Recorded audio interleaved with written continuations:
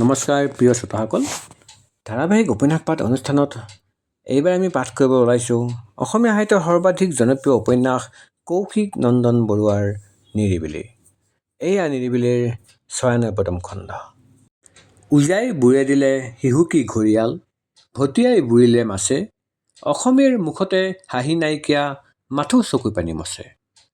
সৰু খুৰাকে গোৱা বিহুফাকি শুনি ভেলাঘৰৰ ভিতৰত মেল মাৰি থকা সন্ধ্যাৰো মনটো সেমেকি গ'ল।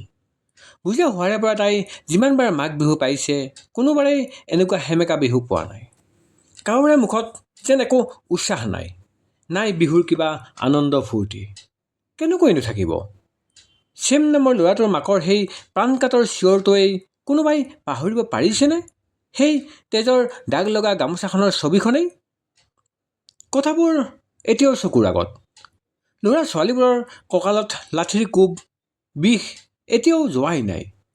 মেজিৰ উমে সেই বিষ কমাব পাৰিব জানো? কঁকালৰ বিষ কমিলেও মনৰ বিষ কমিবনে? এইবোৰৰ মাজতে এইবাৰ যেন মাঘ বিহুটো মলমি গৈছে। ৰুণজুণ বা, ফোন বাজি আছে তোৰ। সন্ধ্যা ভেলাঘৰৰ পৰা ওলাই আহিল। চৌকাটোৰ কাষতে থোৱা ফোনটো ধৰিলে তেওঁ। সিফালৰ পৰা অনুৰণৰ মাত। কেনে চলিছে উৰুকা? ভালে আৰু। তোমালোকৰ?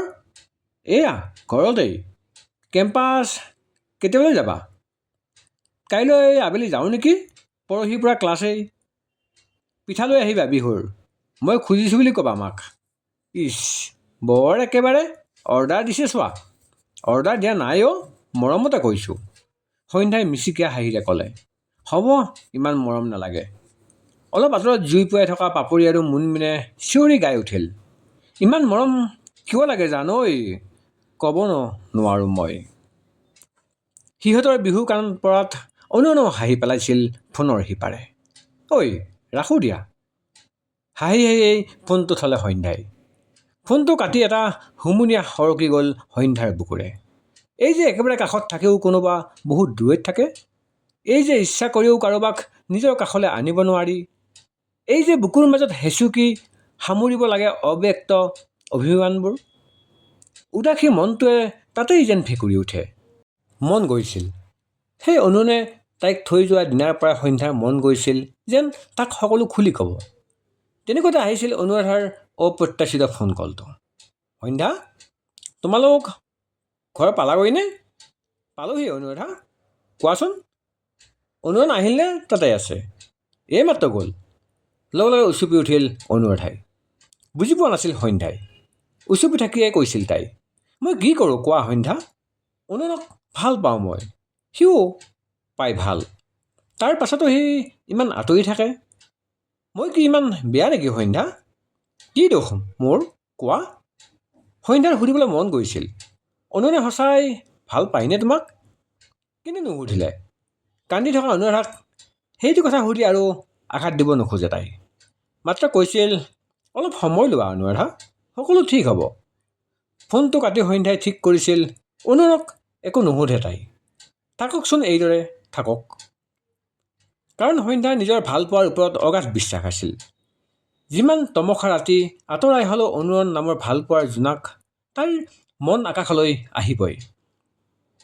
সেই বিশ্বাসৰে বন্তি বুকুত জ্বলাই বাট চাব তাই। তেতিয়াৰ পৰা একো নক'লে সন্ধ্যাই। অনুৰাধালৈ তাই একো আক্ষেপ নাই। সঁচাই, প্ৰকৃত ভাল পোৱাত না কাৰোবালৈ প্ৰত্যাশা থাকে না আক্ষেপ। ভাল পোৱাই কেৱল ভাল পাব জানে, হিয়া উজাৰি নিজকো পাহৰি। ৰোহন, এই হাঁহৰ মাংসকণ চাৰিচোন। বৰমাকৰ মাতত সন্ধ্যা উঠি গ'ল চৌকাৰ কাষলৈ। ঐ হাতটো ধুই লচোন। শুনিছ নাই, এই যে কিবা ভাইৰাছ এডাল ওলাইছে চীনত। থৌ, এইবোৰ চাইনিজ মাল এনেও বেছি দিন নিটিকে। নন্দিনীক ওলোটাই দিয়া ঝৰ্ণাৰ উত্তৰত ৰুমত থকা গোটেই কেইজনীয়ে খিলখিলাই হাঁহি উঠিল। হাঁহিতে যেন নতুনকৈ জীপাল হৈছিল যোৱা প্ৰায় এমাহে অকলশৰে নিষ্প্ৰাণ হৈ থকা সন্ধ্যাৰ ৰুমটো।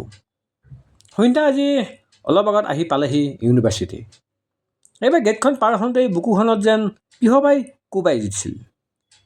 আৰু মাত্ৰ 4 মাহে আছে এই চহৰখনত। এশ এবুৰি কাহিনী বুকুত সামৰি ইয়াৰ পৰা যোৱাৰ সময়েই আহি পালে সিহঁতৰ। এই 5 বছৰত কত যে কি পালে, কত যে কি দেখিলে সন্ধ্যাই। কেতিয়াবা অকৃত্ৰিম মৰম, কেতিয়াবা হিংসা, কেতিয়াবা খং, কেতিয়াবা হাঁহি। এইবোৰ কৈ থাকিলে চাগে এখন উপন্যাস হ'বগৈ। সিহঁতৰ জীয়া কাহিনীৰে ভৰপূৰ এখন মনোৰম উপন্যাস। সদায় দিয়াৰ দৰে সন্ধ্যাৰ মাকে এইবাৰো তাইক তিলপিঠা, নাৰিকল আৰু লাড়ু এইবোৰ দি পঠাইছে। সেইবাবে ৰুমত সোমাই তাই নন্দিনীহঁতক মতাই আনিলে। লগত প্লাবিতা আৰু প্ৰিয়াও আহিল। গোটেইকেইজনী মিলি আড্ডা মাৰি খাই থাকোঁতেই বৰদৈচিলাজনীৰ দৰে ঝৰ্ণা ওলাইছিলহি। মোক এৰি কিয় খাইছ বুলি তাই পিঠাৰ বৈয়ামত হাত ভৰাওঁতেই নন্দিনীয়ে হাতটো ধুবলৈ গৈ সেই চীনত ওলোৱা ভাইৰাছটোৰ কথা উলিয়ালে। কথাটো নোহোৱাও নহয়। পেপাৰত, ছ'চিয়েল মিডিয়াত সকলোতে সন্ধ্যায়ো দেখিছে চীনৰ উপৰি আমেৰিকা আৰু আন আন দেশতো বিয়পি পৰিছে এই ভাইৰাছটো। মানুহো মৰিছে হেনো বহুত। সংক্ৰামকভাৱে ই বেছি ভয়ংকৰ হ'বলা। কি আছিল জানো নামটো? কৰ'না আৰু COVID-19 বুলিও কয় হ'বলা। হ'লেহে বুজিবি ৰ, উশাহ ল'ব নোৱাৰি মৰিবি। প্লাবিতাই ঝৰ্ণালৈ চাই ক'লে। তাইৰ সেইবোৰত কাণ সাৰ নাই। এই চব বেমাৰ আমাৰ ইয়াত নহয় অ' বুলি খায়া আছে। কথাৰ মাজতে নন্দিনীয়ে ক'লে, এইবাৰতো সন্ধ্যাবাহঁতৰ লাষ্ট ন? ভাবিয়ে কিবা লাগিছে। কেনেকৈ আপোনালোকৰ ফেয়াৰৱেল পাতিম বাৰু? সেমেকা মনটো লুকুৱাই সন্ধ্যাই ক'লে, কেনেকৈ পাতিম বুলি ঠগিলে নহ'ব দেই কিন্তু। একদম ভাল ভাল খানা দিব লাগিব ফেয়াৰৱেলত। 5 বছৰ আছোঁ ভাই হোষ্টেলত। লগে লগে মুখত থকা নাৰিকলৰ লাড়ুটো চোবাই ঝৰ্ণাই ক'লে, অ'তো আকৌ, তাতে আমাৰ সোৱণশিৰিৰ শ্ৰেষ্ঠ বিহুৱতী আৰু শ্ৰেষ্ঠ অভিনেত্ৰী। একদম গ্ৰেণ্ড ফেয়াৰৱেল এটা অৰ্গেনাইজ কৰিম এইবাৰ সন্ধ্যালৈ। ৰ এইবোৰতো আছেই। সন্ধ্যাবা, এইবাৰ কিন্তু বিহু নাচিবা দেই তুমি। ফৰ দ্য লাষ্ট টাইম সোৱণশিৰিক আকৌ এবাৰ জিকাই থৈ যাব আৰু। নন্দিনীৰ কথাতহে সন্ধ্যাৰ মনত পৰিল ভাৰ্চিটি উইক পাবহিয়েই। লটাৰী হ'বই চাগে কেইদিনমানৰ পাছতে। যোৱা বছৰ দ্ৰৌপদীৰ অভিনয় কৰি তাই বেষ্ট এক্ট্ৰেছ পাইছিলহে। এইবাৰ আকৌ পালেহিয়েই। সঁচাই, সময় যে ইমান খৰকৈ পাৰ হয়। এইবাৰতো সন্ধ্যাৰ শেষৰ ভাৰ্চিটি উইক। ইয়াৰ পাছত আৰু তাই সোৱণশিৰিৰ হৈ বিহু নাচিবলৈ নাপায়। এজাক চিঞৰৰ মাজত কমিউনিটি হলৰ ষ্টেজত বৰদৈচিলাজনী হৈ কঁকাল ঘূৰাবলৈ নাপায়। সকলোতে যেন শেষ হোৱাৰ আখৰা। কোৱা না সন্ধ্যাবা, নাচিবানে? এটা হুমুনিয়াৰে নন্দিনীলৈ চাই মূৰ দিপেলালে সন্ধ্যাই। মই আকৌ কিয় একাষৰীয়া কৰিলোঁ অ' আই? জুৰিৰ কথাটোত হাঁহি উঠিছিল গোটেইকেইজনীয়ে। সৰস্বতী পূজাৰ আয়োজন তেজপুৰ ইউনিভাৰ্চিটিত। পোনপ্ৰথমবাৰৰ বাবে এয়া। সন্ধ্যাহঁততো আচৰিতে হৈছিল, সন্দেহো হৈছিল। সঁচাইনে? পিছে হয়, দিছে এইবাৰ। আগতে ইউনিভাৰ্চিটিত পূজা নপতা, হিউমেনিটিজ এডুকেশ্যন ডিপাৰ্টমেণ্টে মিলি পাতিছে ডাঙৰকৈ। সিদিনা কাজলৈ সন্ধ্যাক লগ পাই মাতি থৈ গৈছে পূজালৈ। সেই হেতুকে সন্ধ্যাহঁত পূজালৈ ওলাই আহিছে। লগতে অনুৰাধা, পৰী, প্লাবিতা, প্ৰিয়া, নিমিষা, সীমাও আছে। পিছে এই জুৰিয়ে পলম কৰাত তাইক এৰিয়ে কিছুদূৰ আগুৱাই আহিল সিহঁত। সেইবাবে তাই খৰখোজেৰে আহি পিছফালৰ পৰা সিহঁতৰ জুবিন বিখ্যাত ডাইলগটোৰে মাতিছে। কথা পাতি পাতি সিহঁত গোটেইকেইজনী আহি এডুকেশ্যন ডিপাৰ্টমেণ্টৰ ফালে থকা খালী ঠাইখিনি পালেহি। তাতে আয়োজন কৰিছে পূজা। ৰাজদীপ, বিশ্বজিৎ আৰু অনুৰণক তাত ৰৈ থকা দেখি জুৰিয়ে ধমকি মাৰিলে, বাহ, আমাৰতো আগতেই ৰৈ আছোঁহি তহঁতকেইটা। ক্লাছত আহিবিচোন এনেকৈ সোনকালে। তহঁতৰ ওলাওঁতে ইমান ঘণ্টা লাগে আৰু। ৰাজদীপৰ কথাৰ মাজতে সীমাই ক'লে, জানো দে, এডুকেশ্যনৰ ছোৱালীকেইজনী চাবলৈহে তই ৰৈ আছহি ইয়াত। কথা পাতি থাকোঁতে কাজল ওলালহি। ঐ সন্ধ্যা, আহা, মই ভাবিয়ে আছিলোঁ ইহঁতচোন অহাই নাই। কাজলে ভিতৰলৈ মাতি নিলে সিহঁতক। প্ৰতিমাৰ আগত চাকি জ্বলাই আঁঠুলৈ চকীত বহিছিলহি। সন্ধ্যা, এয়া মোৰ ক্লাছমেট। এইজনী শুভ্ৰা আৰু এয়া কৰ্ণিকা। ছোৱালীজনীক আনি চিনাকি কৰাই দিলেহি কাজলে। সন্ধ্যাই একুমুৰা হাঁহিৰে মাত লগালে সিহঁতক। তুমিয়ে সন্ধ্যা নহয়? শুনি আছোঁ তোমাৰ কথা। বিহু নাচা, নাটক কৰা। শুভ্ৰা বোলা ছোৱালীজনীয়ে ক'লে। কৰ্ণিকাই সিহঁতক প্ৰসাদৰ পাত এখন এখনকৈ দিলেহি। সন্ধ্যাই বহি থাকোঁতেই এবাৰ ৰাস্তাৰ ফালে চাওঁতে হঠাৎ দেখিলে অনুনে বাইক এখনত আউজি তাইৰ ফালে চাই আছে। চকুত চকু পৰোঁতে লগে লগে মুখ ঘূৰাইছে। হাঁহি উঠিল তাইৰ। প্ৰসাদৰ পাতখন লৈ উঠি গ'ল তাৰ ওচৰলৈ। কি হ'ল? এনেকৈ মনে মনে চাই আছা যে? অলপ বেছিয়ে ধুনীয়া লাগিছে আজি কাৰোবাক। অনুনৰ মুখত দুষ্টালিৰ হাঁহি। সন্ধ্যাই ক'লে, হয় নেকি? Thank you. কি আকৌ থেংক ইউ? মই জুৰিৰ কথা কৈছোঁ। সন্ধ্যাই হাঁহি উঠিল খিলখিলাই। আচ্ছা, জুৰিক ধুনীয়া লাগিছে কাৰণে আপুনি মোলৈ চাই আছিল মানে? ফটুৱা। লোৱা প্ৰসাদ খোৱা। নিজেতো লৈ খোৱাই নাই চাগে। সন্ধ্যাই আগবঢ়াই দিয়া পাতখনৰ পৰা প্ৰসাদ দুটামান মুখত ভৰাই অনুৰণে ক'লে, অলপ ওলাই যাওঁ ব'ল না টাউনৰ ফালে। কিনো সোমাই থাকা ইয়াতে? বৰ লগা নাই হা? ইছ, নিজৰ কেম্পাছৰ পূজাখন এৰি বেলেগলৈ কিয় যাম আকৌ? অতদিনৰ মূৰত এইবাৰ পাতিছে পূজা। সন্ধ্যা উভতি যাবলৈ লওঁতেই অনুৰণে আকৌ ক'লে, আৰে ঘূৰি আহি পাই যামতো, ব'ল না। ইয়াত চব আছে, চবকে এৰি থৈ নাযাওঁ মই। কথাটো কৈ সন্ধ্যা গৈ জুৰিহঁতৰ ওচৰ পালেগৈ। এবাৰ তাৰ পৰা অনুৰণলৈ চাইছিল। মুখখন ফুলি আছে তাৰ। এইটো অৱস্থাত তাক আৰু বেছি ভাল লাগে সন্ধ্যাৰ। ঐ, আমি এবাৰ টাউনৰ পৰা আহোঁগৈ। দৰং কলেজত সোমাই আহিম। ইয়াত দেৰি হ'ব এনেও, পাই যামহি। কথাৰ মাজতে জুৰিয়ে প্ৰস্তাৱটো দিয়াত সন্ধ্যাৰ মনটো নাচি উঠিল। বৈ বৈ যাওঁ, ল'ৰাকেইটাকো কওঁগৈ ৰহ। সীমায়ো ক'লে। লগে লগে সিহঁতকেইজনী উঠি গ'ল। কথাটো শুনি ৰাজদীপেও যাবলৈ ওলাল। এনেতে সীমাই অনুৰণক ক'লে, অনুৰাক বাইকতে লৈ যা নহ'লে। নেলাগে, একেলগে যাওঁ চব, সি একেষাৰে কৈছিল। জুৰিয়ে লগে লগে ধমকি মাৰি আহিল। কি একো নালাগে? বেচেৰি চাদৰ মেখেলা পিন্ধি খোজেই কাঢ়িব পৰা নাই ভালকৈ, লৈ যা আকৌ। অনুৰণে এবাৰ সন্ধ্যালৈ চালে। সকলোৰে অলক্ষিতে সন্ধ্যাই তাৰ ওচৰ চাপিল। লৈ যোৱা অনুৰাধাক। তুমি এনেকুৱা কিয় কৰা সদায়? তোমাক লগ ধৰিছিলোঁ নহয় মই। মোৰ চাদৰ মেখেলাত অসুবিধা নহয়, মই পাৰিম। তুমি তাইক লৈ যোৱা। একো মাত নিদি গৈ আছিল অনুৰণ।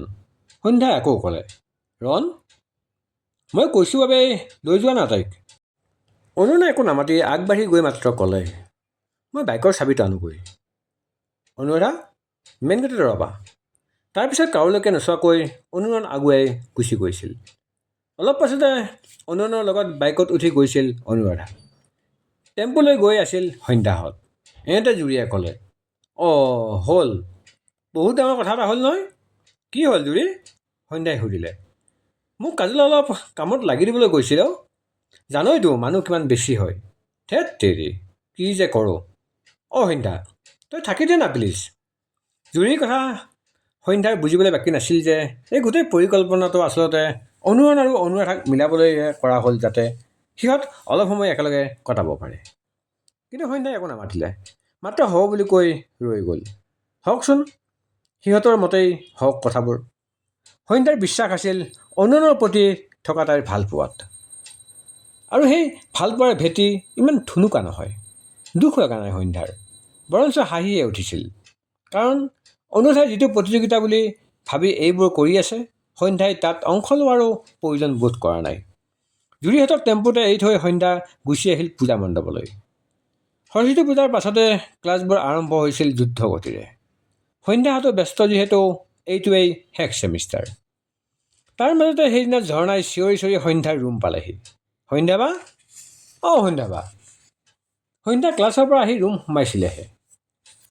হুৰমুৰকৈ সোমাই অহাত ঝৰ্ণাক দবিয়াই উঠিল তাই। কি হৈছে এনেকৈ গোটেই হোষ্টেল কপাই চিঞৰি আছে যে? আৰে বা, ভাৰ্চিটি উইকৰ লটাৰী হৈ গ'ল, গম নোপোৱা নেকি? আমি চৰাইদেউৰ লগত পৰিছোঁ এইবাৰ, লগতে পবিতৰাও। ঝৰ্ণাই একে উশাহেৰে কোৱা কথাৰ ধৰণটোৱে সন্ধ্যাক যেন 5 বছৰ আগৰ তাইজনীলৈ লৈ গ'ল। বিদিশাবাৰ লগত লটাৰীৰ পৰা আহি তাইও ৰীণাবাইক এইদৰে দৌৰি দৌৰি গৈ খবৰটো দিছিলগৈ। কি যে মধুৰ আছিল সেই সময়বোৰ।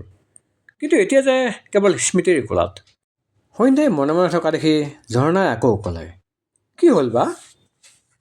তুমি একো কোৱা নাই যে? এইবাৰ বিহু নে ড্ৰামা?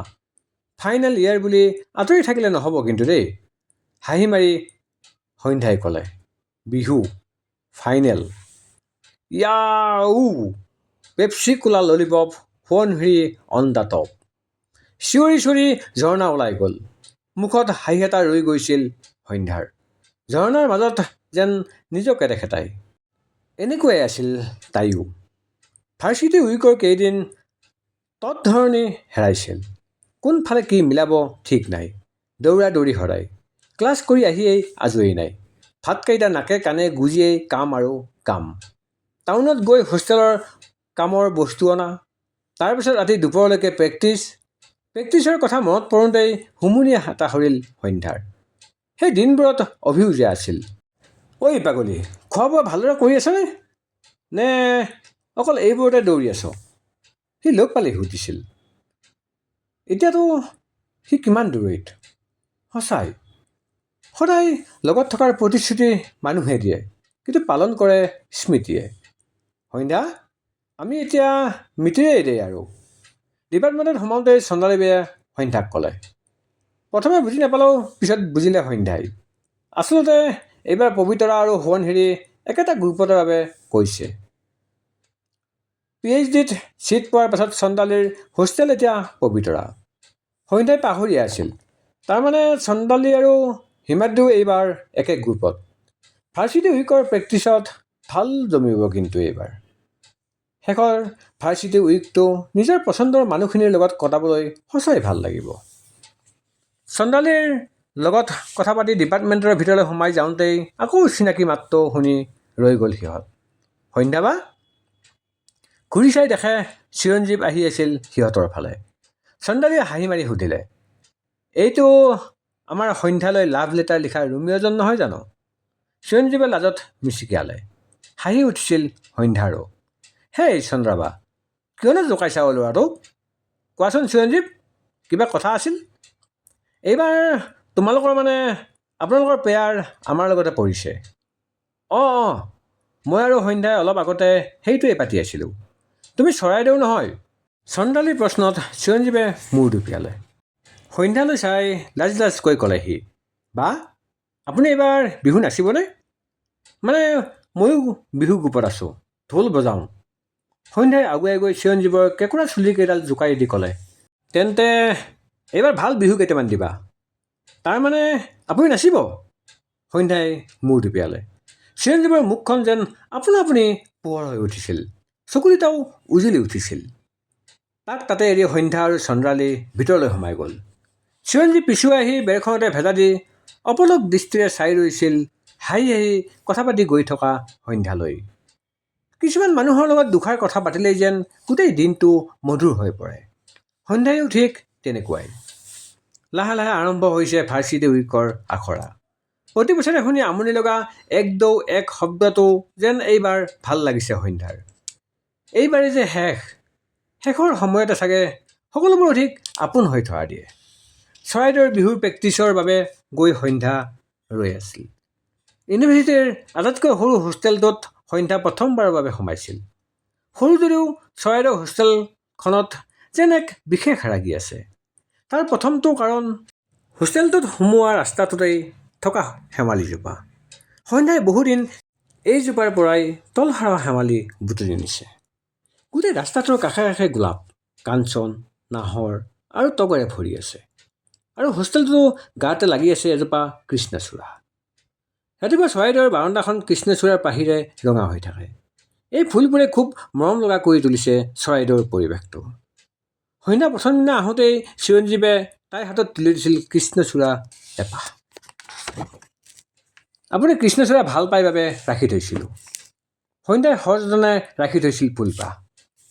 আৰম্ভ হৈছিল বিহুৰ প্ৰেক্টিছ। নতুন ছোৱালীবোৰক সন্ধ্যাই নিজে শিকাই লৈছিল। ৰাতি দেৰিলৈকে ঢোলৰ গুমগুমনিয়ে জগাই ৰাখিছিল চৌহদটোক। প্ৰতিদিনাই প্ৰেক্টিছৰ পৰা উভতি আহোঁতে মনটো গধুৰ হৈ পৰে সন্ধ্যাৰ। এইবাৰেই শেষ। এই ভাৱটোৱে মনটোক যেন ঠেকেচি পেলায়। চিৰঞ্জীৱ তাইৰ ওচৰে থাকে। তাই মন মৰি থকা দেখিলেই উৎপাত কৰি ধেমালি কৰি তাইক হাঁহি উঠায়। ক'ৰবাত অভিমন্যুৰ ছয়াময়া ছাঁ এটা দেখিবলৈ পায় সন্ধ্যাই চিৰঞ্জীৱৰ মাজতো। প্ৰেক্টিছৰ মাজত কেতিয়াবা সি আনৰ লগত কথা পাতি থাকিলে তাই আৰ চকুৰে চায়। ঠিক এনেকুৱাই আছিল অভি। যিটো কামত লাগে কৰা নোহোৱালৈকে নেৰে। এতিয়াতো এইবোৰ সাধুকথাৰ দৰেই হ'ল। হুমুনিয়া হৰাই সন্ধ্যা আকৌ প্ৰেক্টিছত ব্যস্ত হয়। তুমি পাগল হোৱা নাইতো? কি বকি আছা মানে? কেণ্টিনৰ কাষৰ বেলকনিত কফি কাপ হাতত লৈ সন্ধ্যাক দবিয়াই উঠিল অনুৰণে। তাই সৰু সৰু মাতেৰে কৈছে, এবাৰ শুনচোন প্লিজ। নুশুনো, একো নুশুনো মই। এইবোৰ ফাল্টু কথা মোৰ আগত নক'বা। খং উঠিছে, সঁচাই খং উঠিছে অনুৰণৰ। উঠিবৰ কথাই। সন্ধ্যাই এটা অদ্ভুত প্ৰস্তাৱ লৈ আহিছে তাৰ ওচৰলৈ। সি মানিলৈ কেনেকৈ? তাৰ পক্ষে অসম্ভৱ। আন কোনোবা হোৱা হ'লে চাগে সি বেছি বেয়াকৈ কৰি দিলেহেঁতেন। সন্ধ্যা বুলিহে এতিয়ালৈকে সহ্য কৰি আছে। প্ৰথম সন্ধ্যাই অফ ক্লাছত লগ কৰিম বুলি কওঁতে আগ্ৰহেৰে আহিছিল সি লগ কৰিবলৈ। কেণ্টিনৰ পৰা দুকাপ কফি আনি সিহঁত বেলকনি পাইছিলহি। তাতে সন্ধ্যাই তাক অদ্ভুত প্ৰস্তাৱ দিছিল। কাইলৈ দৰা কইনা প্ৰতিযোগিতাত তুমি অনুৰাধাৰ দৰা হ'ব লাগে। প্ৰথমে অনুৰাধাই ভাবিছিল সন্ধ্যাই ধেমালি কৰিছে। হাঁহি উঠিছিল সি জোৰেৰে। কিন্তু নহয়, সন্ধ্যাই ধেমালি কৰা নাই। কথাটো বুজি পায়েই সি গৰজি উঠিছিল। কি হৈছে এই সন্ধ্যাৰ? কিয় জোৰা দিব খোজে তাই তাক অনুৰাধাৰ লগত? বুজি নাপায় অনুৰণে। সন্ধ্যাৰ ওচৰৰ পৰা আঁতৰি গৈ বেলকনিটোৰ চুকত ৰৈ থকা অনুৰণে কৰুণ দৃষ্টিৰে চাইছিল সন্ধ্যাই। তাই বুজিছে তাৰ খং উঠাৰ কাৰণ। কিন্তু সন্ধ্যাও যে নিৰুপায়। কি কৰিবনো তাই? অথনি ক্লাছত সোমাওঁতেই জুৰিয়ে সিহঁতৰ বেঞ্চৰ ওচৰত মাতি নিছিল তাইক। অনুৰাধাক বেৰি লৈ বহি আছিল প্ৰিয়া, নিমিষা, সীমা।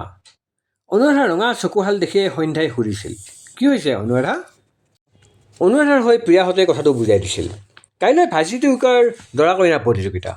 অনুৰাধাৰ ইচ্ছা তাই অনুৰণৰ কইনা হ'ব। কিন্তু সি মান্তি নহয়। অনুৰাধাই সন্ধ্যাৰ হাতত ধৰি উচপি উঠিছিল। প্লিজ সন্ধ্যা, প্লিজ তুমি অনুৰণক বুজোৱা না। তোমাৰ বাহিৰে আন কোনেও বুজাব নোৱাৰে। তোমাৰ কথা সি শুনিব নাছিল। সেই সময়ত একো উপায় নাছিল সন্ধ্যাৰ। তাই অনুৰণক মান্তি কৰোৱাৰ দায়িত্ব লৈয়েই তাৰ ওচৰলৈ আহিছিল। কথাটো কোৱাৰ সময়ত তাইৰো বুকুখন বিষাইছে। অভিনয়ত হ'লেও অনুৰণক আনৰ ৰূপত দৰা চাবলৈ নিজৰ কিমান কষ্ট হ'ব সন্ধ্যাই জানে। কিন্তু তথাপি তাই আগবাঢ়ি আহিছে। কিন্তু অনুৰণ কোনোপধ্যেই মান্তি নহয়। এখোজ দুখোজকৈ সন্ধ্যা অনুৰণৰ কাষ পালেগৈ। তাৰ বাহুত তাইৰ হাতখন থলে। ৰণ, অনুৰাধা তোমাৰ লগত কইনা হ'ব বিচাৰে। অনুৰাধাই বিচৰাটো ঠিকেই বুজিলা। কিন্তু মোৰ কথা হ'লে নুবুজা। তোমাৰ কথা? তুমি কি বিচৰা? বাদ দিয়া, কি লাভ তোমাক কৈ? তুমিতো গোটেই জীৱন আনৰ কথা চিন্তা কৰোঁতে যাব। কথাটো কৈ অনুৰণ আঁতৰি যাবলৈ ওলাইছিল। সন্ধ্যাই তাৰ হাতত ধৰি ৰখালে। মই অনুৰাধাক কথা দি আহিছোঁ যে অনুৰণক মই মান্তি কৰাম। একমাত্ৰ মোৰ কথাটো ৰাখিবলৈ তুমি মানি ল'ব নোৱাৰানে? অনুৰণে এবাৰ ঘূৰি সন্ধ্যাৰ চকুলৈ চালে। কিছু সময় পাৰ হৈছিল তেনেকৈয়ে। নীৰৱতাৰ ভাষাৰে অনুৰণে কি বুজিলে সন্ধ্যাই নাজানে। অলপ পাছত সি ক'লে, অনুৰাধাক ক'বা মই দৰা হ'ম। সেমেকা হাঁহিৰে সন্ধ্যা উভতি গৈছিল ৰুমলৈ। অলপ পাছতে ৰুমটোৰ পৰা ভাহি আহিছিল জুৰি আৰু অনুৰাধাৰ হাঁহিৰ কেৰেলি। তাৰ মাজত হেৰাই গৈছিল সন্ধ্যা আৰু অনুৰণৰ বুকুৰ হুমুনিয়াহ। ড্ৰেছিং আইনা আগত লৈ ড্ৰেছ কৰা অকলে। আজি কিয় ৰৈ আছা আনে সজাই দিবলৈ? অনুৰাধাক সজাবলৈ লৈ জুৰিয়ে বিয়া নাম জুৰিছে। পাতৰ চাদৰখন জাপি প্ৰিয়াইও কৈছে, ইহঁতৰ বিয়াখন পাতিয়েই দিব পাৰিছোঁ নৈ। ইমান মিলিছে দুয়োটা। সীমায়ো শলাগিছে। এৰাটো দুয়োটাকে যে ষ্টেজত চাই কি ধুনীয়া লাগিব। এনেতে দুৱাৰত টক টক শব্দ। সন্ধ্যা সোমাই আহিল। জুৰিহঁত আচৰিত হৈছিল তাই অহা দেখি। এই আকৌ কিয় আহিল ধৰণৰ চাউনি এটা আহিছিল সিহঁতৰ মুখলৈ। কথাটো বুজি পাই অনুৰাধাই ক'লে, সন্ধ্যাক ময়ে মাতিছোঁ। তহঁতকেইজনী গৈ থাক। মোক আজি সন্ধ্যাই সজাই দিব। দিবা নহয় সন্ধ্যা? সন্ধ্যাই মূৰ টিপিয়ালে। জুৰি আৰু প্ৰিয়া ইজনীয়ে সিজনীলৈ চাই মুখ টিপি হাঁহিলে। তেন্তে আমি গৈ থাকোঁ দেই বুলি সিহঁত আটাইকেইজনী ওলাই গ'ল। অনুৰাধাই গৈ দুৱাৰৰ হুকটো মাৰি দিলে। সন্ধ্যাই বিছনালৈ চালে। পাটৰ কাপোৰ, গহনা, সেন্দুৰ আদিৰে ভৰি আছে। আহা সন্ধ্যা, অনুৰণৰ কইনা ওলাওঁতে তুমি নাথাকিলে কেনেকৈ হ'ব?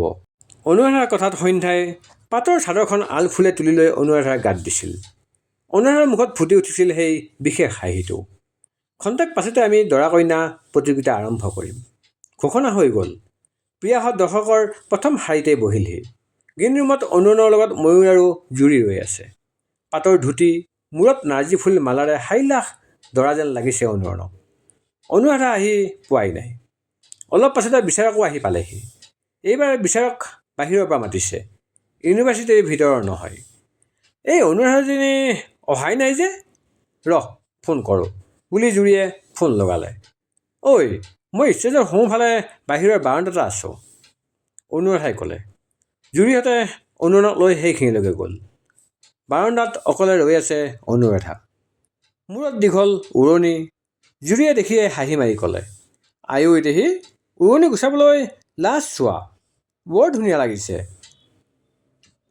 এতিয়া আমি মঞ্চলৈ আমন্ত্ৰণ জনাইছোঁ দৰা কইনাৰ প্ৰতিযোগিতাৰ প্ৰথম প্ৰতিযোগী দল অনুৰণ হাজৰিকা আৰু অনুৰাধা চৌধুৰী। ঘোষণা হৈয়ে গ'ল। জুৰিয়ে লগে লগে ক'লে, ঐ অল দ্য বেষ্ট দেই, ভালকৈ। আৰু অনুৰাধা, উৰণি একদম ষ্টেজত গৈহে আঁতৰাবি, তাতো মাৰ্কছ থাকে। কথাটো কৈ জুৰি আৰু ময়ূৰ দৰ্শকৰ শাৰীত বহিলগৈ। অনুৰণ আৰু অনুৰাধা ষ্টেজত উঠিছিল। লগে লগে গোটেই হল কঁপাই চিঞৰ। সিহঁত উঠাৰ লগে লগেই এজন বিচাৰকে ক'লে, কইনাৰ লাজ বহুত যেন পাইছোঁ, উৰণিখন গুচোৱা আকৌ। সিজন বিচাৰকেও ক'লে, দৰাই নিজেই উৰণিখন গুচাই দিলে বেছি ভাল লাগিব। লগে লগে আকৌ গোটেই দৰ্শকৰ চিঞৰ।